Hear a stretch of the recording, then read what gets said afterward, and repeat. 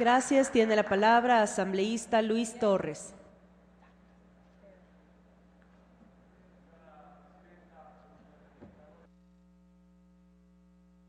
Esta ley es la evidencia más clara del mercantilismo socialista que vive el Ecuador, primo hermano del capitalismo mercantilista. Esta ley desnuda las relaciones de poder, nos permite observar una extraña alianza entre el gobierno y el sector exportador, aquellos que somos ciudadanos y, por supuesto, queremos un Ecuador diferente. La ley expresa el fracaso del gobierno en materia de política comercial internacional.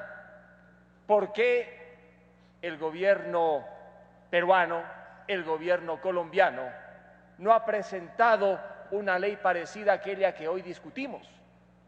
Allá tuvieron la sabiduría, a su debido tiempo, de celebrar tratados de libre comercio con los Estados Unidos, con Europa e inclusive incorporarse a la Alianza del Pacífico, de la cual el Ecuador está ausente, alianza que en pocos años más será la octava economía del mundo. Qué difícil, entiendo yo, será para el presidente de la República enviar un proyecto como el que ha enviado, el Plan del Buen Vivir. En el numeral 6.3 tiene una condena precisamente a la exportación primaria, a la exportación de productos tradicionales. Si el Plan del Buen Vivir es el gran marco que inspira las acciones gubernamentales y que han sido bien tratadas por el asambleísta Hernández, ¿cómo se puede pensar que esta ley de incentivos, que precisamente va a subsidiar a los exportadores de productos tradicionales, puede tener espacio en la revolución ciudadana? Allí hay una contradicción. Si bien los apartados 11.2 y 11.7 del mismo Plan del Buen Vivir abren la puerta para que se establezcan subsidios productivos que al parecer no son los subsidios que están estableciéndose en esta ley reformatoria. Pero, señora presidenta y señores asambleístas, ¿cuál es la ley que estamos reformando? Nada más y nada menos que la ley de abono tributario expedida en la época de la dictadura militar. ¿Qué dicen los considerandos de esa ley?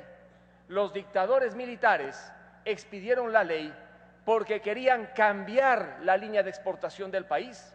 Lean los considerandos primero y segundo y van a ver ahí cómo los dictadores se rasgan las vestiduras frente a las exportaciones tradicionales y hacen un compromiso por industrializar el Ecuador. Esa fue la motivación de la ley de abono tributario que hoy se va a modificar. Un presidente que creía en el libre mercado, el presidente Febres Cordero, en 1986 paró la concesión de los certificados de abono tributario, que luego de varios años, el 2010, nuevamente cobraron fuerza. No es fácil reformar esa ley de abono tributario sabiendo cuáles fueron las motivaciones de la ley de la dictadura militar. En todo caso, lo que sí no podemos equivocarnos es que no estamos frente a una ley liberal, frente a una ley que promocione el libre mercado, estamos frente a una ley propia del llamado capitalismo mercantilista o del socialismo mercantilista. Aquellos que están cerca al poder reciben determinado tipo de beneficios. Algunos miembros del sector privado han dicho que debería eliminarse el numeral 4 del artículo 6 del proyecto enviado por el presidente para que no aparezca el presupuesto general del Estado como el condicionador de los certificados de abono tributario. En este punto, yo quiero decir que la ley tiene que ser clara y transparente. Si se trata de un subsidio, hay que saber de dónde va a salir el dinero. El dinero va a salir del presupuesto general del Estado. El dinero va a provenir de exportadores que pagan el impuesto a la serie de capitales y de ciudadanos que no son exportadores ni productores. Por lo tanto, debe quedar más bien con absoluta claridad que serán dineros del presupuesto general del Estado, para que el Ecuador conozca que se trata de una transferencia de recursos. Los impuestos que pagamos nosotros y pagan otros van en principio a ser destinados a subsidiar no al exportador ecuatoriano, sino al importador estadounidense, que veremos si paga o no al fisco lo que debe pagar por el arancel correspondiente a las exportaciones ecuatorianas.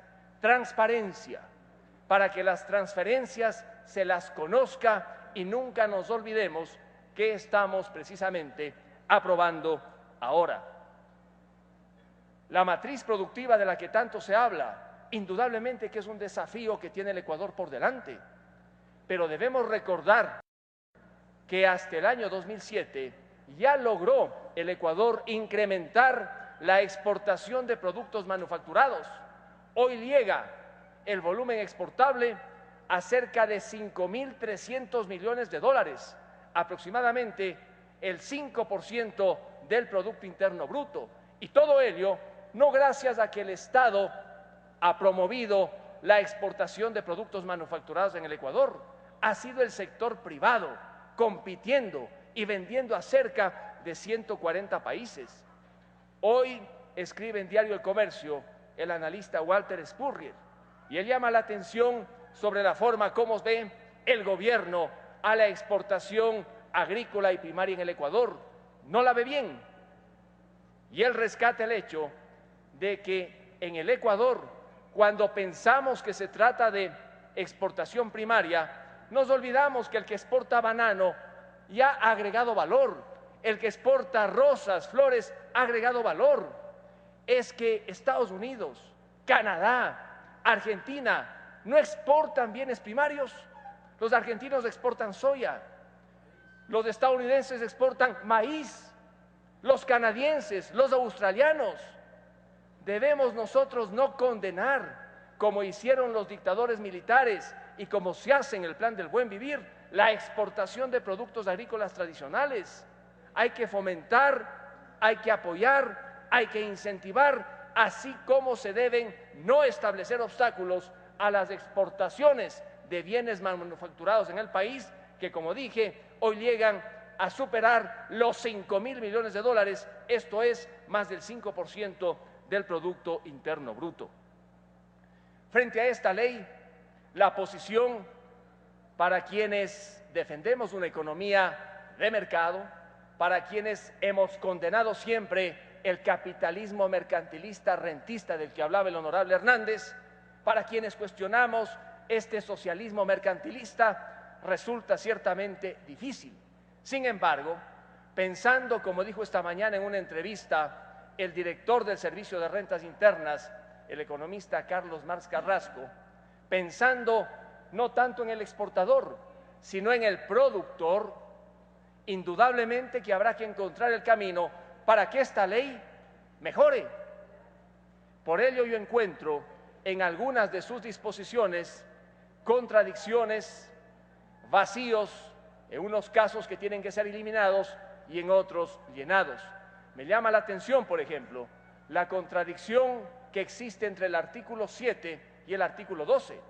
En el 7, el único requisito para beneficiarse del certificado de abono tributario es la desmejora en el ingreso al mercado.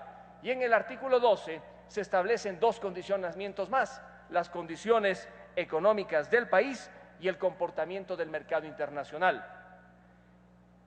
Frente a ello, cuando tenga que otorgarse el certificado de abono tributario, el que lo otorgue va a tener que analizar tres condicionamientos. ¿Qué sería lo saludable? Sustituir el artículo 12 para que allí se especifique qué debe entenderse por desmejora para ingresar a un mercado internacional, de tal modo que no haya la discrecionalidad que consagra este momento en la ley y que va a tener en muy malas condiciones al exportador ecuatoriano.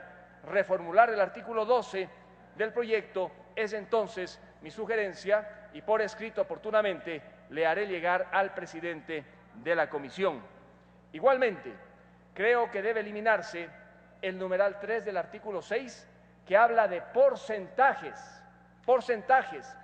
Ello significa que no se va a otorgar el 100% del valor que va a tener Está que en el pagar tiempo, compañero asambleísta. por arancel adicional el exportador. Eliminar el numeral 3 del artículo 6 para que se le conceda el 100% es correcto. Y creo que debemos pensar en algo más, el tiempo. Decía el director del Servicio de Rentas Internas, esto no puede ser indefinido y no puede ser para cualquier tipo de actividad del exportador. Habrá que pensar en un tiempo para que los exportadores no se malenseñen, no se acostumbren a estar recibiendo dádivas del gobierno y el gobierno tampoco se acostumbre a estar entregando dádivas del presupuesto de nuestros recursos en definitiva. Muchas gracias.